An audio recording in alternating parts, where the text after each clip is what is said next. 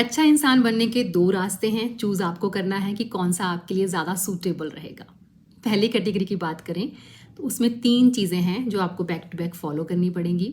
जिसमें से पहली चीज़ है कि आपको अपना ये वाला हिस्सा जिसे हम ब्रेन कहते हैं उसे शट डाउन कर लेना है। यानी कि आपको कुछ भी सोचने समझने की कोई ज़रूरत नहीं है। जो आपको सामने वाला कहेगा ब्लाइंडली सिर्फ आपको वही फॉलो करना है और इस तरह से फिर आप एक बहुत अच्छे इंसान बन जाओगे। दूसरी चीज़ है कि हमारे अंदर बहुत सारे इमोशंस होते हैं जिनसे हम सैड और हैप्पी फील करते हैं। तो वो जो इमोशंस का डिब्बा है उसको आपने कस के ढक्कन लगा लेना है।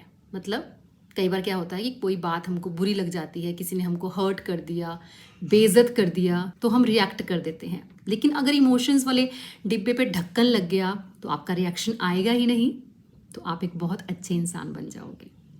तीसरी चीज़ है अपनी ज़ुबान पे आपको ज़िप लगा लेनी है। ये वही ज़ुबान है जहाँ से कई बार नो निकल जाता है। मतलब आपको किसी ने कुछ करने के लिए कहा तो आपको पसंद नहीं आया, आपकी समझ से वो परे था, तो आपने उसको नो बोल दिया। तो जैसे ही आप नो बोलोगे तो ऑब्वियसली उनकी नज़रों में आप एक बुरे इंसान बन जाओगे। तो जब आप यहाँ पे ज़िप लगा लोगे तो ऑब्वियसली नो नहीं निकलेगा, सिर्फ आप यस ही कहोगे। तो इस तरह से बिना कोई ज़्यादा एफर्ट लगाए आप एक अच्छा इंसान बन सकते हैं। लेकिन ये वो वाला अच्छा इंसान है जो दूसरे आपको बनाना चाहते हैं। तो अगर आपको ये अच्छा लगे तो यू कैन ट्राई इट। लेकिन दूसरी कैटेगरी में आपको थोड़ा सा एफर्ट लगाना पड़ेगा।